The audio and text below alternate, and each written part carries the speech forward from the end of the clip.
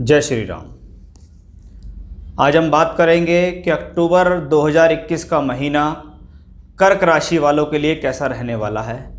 इस महीने ग्रहों की स्थिति यानी गोचर में चल रहे ग्रहों की स्थितियां, जिसको हम मासिक राशिफल बोलते हैं, वह आपकी राशि से किन किन भावों में चल रहे हैं और उसका क्या फल देंगे आपको, उसके बारे में हम यह चर्चा करने वाले हैं। यदि आपकी कुंडली में चंद्रमा 4 नंबर की राशि में बैठा हुआ है या आपका बोलता नाम कर्क राशि से है तो यह वीडियो आपके लिए लाभदायक साबित होगी। सबसे पहले देखते हैं कि गोचरीय स्थिति वर्तमान में कहाँ चल रही है। आपकी राशि से महीने की शुरुआत में सूर्य, मंगल और बुध 3 ग्रहों की युति राशि से तीसरे घर में चल रही है। वहीं आपकी राशि से पंचम में शुक्र केतु का योग बनेगा।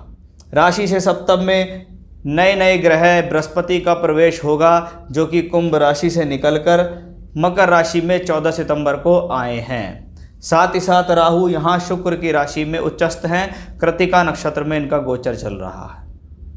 अब यह एक गोचरीय घटना है जो आपके लिए 30% तक परिणाम देती है। बाकी कुंडली की दशाएं, कुंडली में वर कुंडली में ग्रह कहाँ बैठे हैं, उनकी स्थिति को माने तो वो लगभग 70% फल देने के लिए तैयार हैं। बाकी वो फल मिलेगा कब, गोचर पे निर्भर होगा। इसलिए हम डिसाइड कर लेते हैं कि भी लगभग 30% जो फल है वो गोचर के हाथ में होता है। चलिए, यह तो थी स्थितियाँ। अब हम बात करते हैं सबसे पहले सूर्य, मंगल और बुध की युति जो आपकी राशि से तीसरे में चल रही है। पहले हम बहुत सरल और बहुत मोटे तौर पे देखें। कहते हैं राशि से तीसरे घर में अगर अशुभ ग्रहों का ट्रांजिट हो, सूर्य, मंगल, शनि, राहु, केतु, तो यह आपके लिए बेहतर होता है, क्योंकि 3rd हाउस प्रतिभा का, धैर्य का, सहजता का, हिम्मत और साहस का घर कहलाता है। वहाँ पे बैठा हुआ मैलेफिक प्लैनेट्स आपकी मेहनत को बढ़ाने वाला होता है। यानी ये बात पक्की है कि ये ग्रह अन्य ग्रहों के मुकाबले आपसे ज़्यादा मेहनत कराएगा, शारीरिक श्रम ज़्यादा करा देगा आपसे। जब मैलेफिक्स प्लैनेट 3rd हाउस में बैठे हुए होते हैं, जैसे सूर्य और मंगल बैठे हैं, तो यह स्थिति आपकी इच्छाओं का दमन करती है, आपकी इच्छाओं को ख़त्म करती है। जो मन के अंदर नई नई उमंगें उठ रही हैं उनको कंट्रोल करने के लिए इस प्लैनेट को अच्छा कहा जाता है। सूर्य लगभग 16 अक्टूबर तक इसी राशि के अंदर ट्रांजिट करेंगे। सूर्यदेव कौन है? धन देने वाला ग्रह 3rd हाउस में आ रहा है। यानी साहस से, हिम्मत करके, मेहनत करके, परिश्रम करके धन मिल रहा है, इसको यह कह सकते हैं। वाणी का संबंध तीसरे घर से है। बोलचाल और तीसरे घर में होता है गला। यानी हम ये भी कह सकते हैं कि आपकी वाणी की प्रभावशालीता की वजह से आपको लाभ मिलेगा, आपको धन मिलेगा, क्योंकि सूर्य यहाँ से बैठ के आपके भाग्य स्थान को भी दृष्टि दे रहे होते हैं। यही सूर्य का बहुत सुंदर योग बन रहा है मंगल के साथ। मंगल कौन है? आपकी राशि से योग कारक ग्रह। यह वह ग्रह है जो केंद्र और त्रिकोण दोनों के अकेले फल देने में सक्षम है। पंचम का मालिक है बुद्धि, संतान, शिक्षा, योजनाएं, ये सब पंचम से देखी जाती हैं। और पंचम का मालिक सूर्य के साथ धन योग में है। यहाँ अच्छी बात यह है कि सूर्य द्वितीयेश हैं, पंचमेश मंगल हैं। वाणी का और बुद्धि का समन्वय हो रहा है। व्यक्ति बहुत सोच विचार के स्टेटमेंट देगा, बहुत सोच विचार के बोलेगा। आपकी द्वारा कही गई बातों से लोग प्रभावित होंगे। आपकी बातों से लोग आपके साथ काम करना पसंद करेंगे। या ये कह सकते हैं, जीवन में जिस व्यक्ति विशेष की बोलचाल अच्छी होती है, चाहे वो नौकरी के क्षेत्र में हो, चाहे वो व्यापार के क्षेत्र में हो, दोनों ही क्षेत्रों में उसके लिए यह स्थिति अच्छी मानी गई है। क्योंकि मन में कोई विचार आया, बुद्धि में कोई विचार आया और उसको बोलना है, तो पहले सोच लिया है, उसको तोल लिया है, फिर आपने उसको बोला है। तो ये सूर्य और मंगल की युति आपके लिए इस प्रकार से धनदायक साबित होगी, इस प्रकार से आपके भाग्य में वृद्धि करने वाली होगी। मंगल का तीसरे घर में बैठना और चौथी दृष्टि से यहाँ दृष्टि देना भी यही कहलाता है कि ये मंगल शत्रुओं को हराने वाला, परिस्थितियों से लड़ने की क्षमता देने वाला होता है। मंगल को थर्ड हाउस में बहुत अच्छा और बहुत बली ग्रह माना जाता है। सूर्य उसके साथ है, इसलिए यह धन योग में कन्वर्ट हो रहा है। जहाँ ये धन योग बनाता है तो वहीं दशमेश के साथ मिलकर राजयोग भी बनाता है। अब ये ग्रह सूर्य के साथ हैं। सूर्य 16 तारीख को राशि परिवर्तन करके तुला में आ जाएंगे। ये स्थिति थोड़ी सी प्रॉब्लमेटिक हो सकती है। एक, धन भाव का मालिक केंद्र में नीच का होगा, वहीं धन भाव का मालिक चौथे घर में भी नीच का होगा। तो केंद्र में नीच का है तो अच्छी बात है, चौथे घर में नीच का ग्रह आता है तो थोड़ा सा पारिवारिक अशांति का माहौल बनता है। इसको कोई बड़ी प्रॉब्लम मैं यहाँ नहीं कह सकता। मंगल भी लगभग 22 अक्टूबर तक इसी राशि में रहने वाले हैं। उसके साथ 22 अक्टूबर के बाद मंगल भी योग कारक होकर यहाँ आ जाएंगे। यहाँ से बैठ के भी मंगल दशम भाव को देखेगा और यहाँ से भी दशम को देखेगा।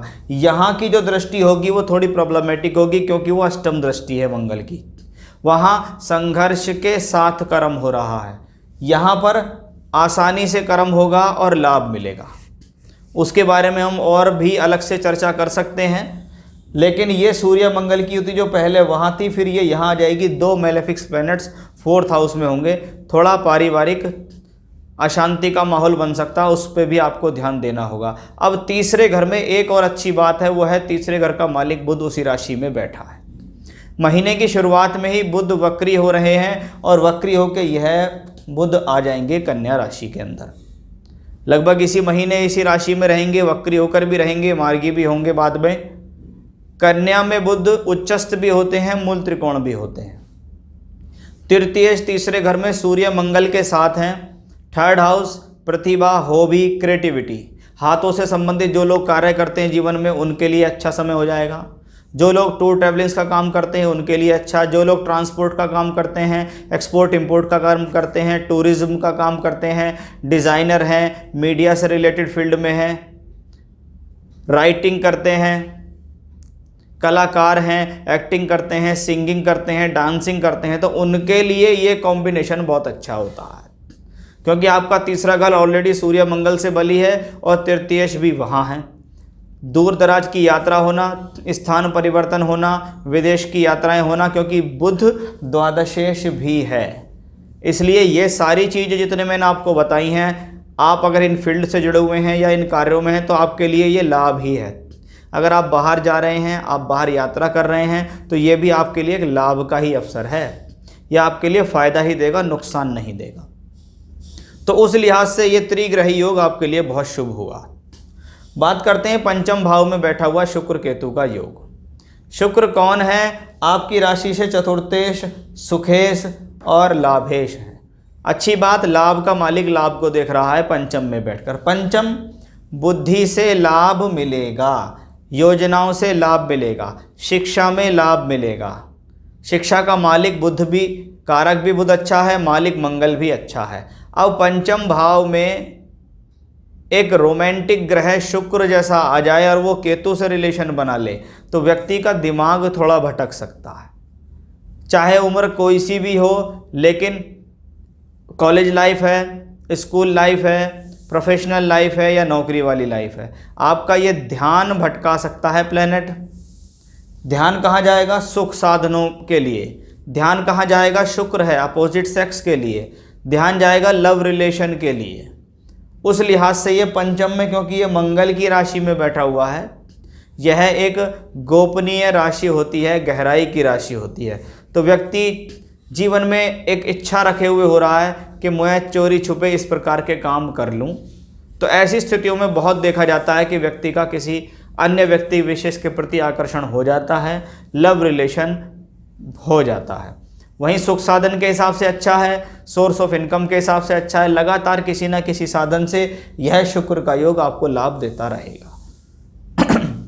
राहु भी यहाँ शुक्र की ही राशि में है और शुक्र फिर से पंचम भाव में है, यानी शुक्र, केतु और राहु सभी की स्थितियाँ सोर्स ऑफ इनकम बनाने के लिए लगातार तैयार बैठी हैं। अब बात करेंगे बड़े मुख्य योग की, वो है गुरु शनि का योग। शनि बहुत पहले से इसी राशि में है। वक्री हैं, मजबूत स्थिति में हैं, सप्तम में हैं। बहुत लोगों की इसने शादियां कराई हैं। बहुत लोगों ने ये बताया कि हमारी शादी हो गई, हमारे पास रिश्ते आ रहे हैं, हमारी बात बनने वाली है, ऐसा उनको लगता भी है। बहुतों के साथ ये घटना घटी भी है। अब यहाँ पर दोहरा गोचर हो रहा है। ये दोहरा गोचर किसका है? बृहस्पति का। अब बृहस्पति और शनि दोनों डबल ट्रांजिट के साथ 7th हाउस में होंगे। ये बृहस्पति आपके विवाह के संबंध के लिए अच्छा है, वैवाहिक जीवन के लिए अच्छा है, शादी कराने के लिए ठीक है। बृहस्पति नीच है, लेकिन नीचभंग राजयोग भी है। 2 चेष्टा बली, 2 वक्री ग्रह सप्तम भाव में है, पब्लिक इमेज को बढ़ाएंगे। मैं इसको नुकसान का योग नहीं कहता। नुकसान किस तरीके से है? ये छठे का मालिक जब सप्तम में नीच का हो तो पत्नी से छोटी छोटी बातों पे आर्गुमेंट्स हो सकती हैं, लेकिन कोई बड़ी प्रॉब्लम नहीं। अपनी और अपने जीवन साथी दोनों की हेल्थ को इश्यूज इस दौरान देखे जा सकते हैं। 7th हाउस पब्लिक इमेज भी होता है, 7th हाउस कर्म भी है, क्योंकि ये दशम से दशम भी है। यहाँ पे बृहस्पति और शनि का यह योग आपके कार्य क्षेत्र में वृद्धि कर रहा है। क्यों? आप देखिएगा, एक तरफ भाग्य स्थान का मालिक यहाँ होगा, वहीं शनि इस भाव को दृष्टि भी दे रहे हैं। मंगल भी इसको बहुत अच्छा रोल दे रहे हैं। बृहस्पति को मंगल ने अपनी दृष्टियों से बृहस्पति की दोनों राशियों को कवर किया।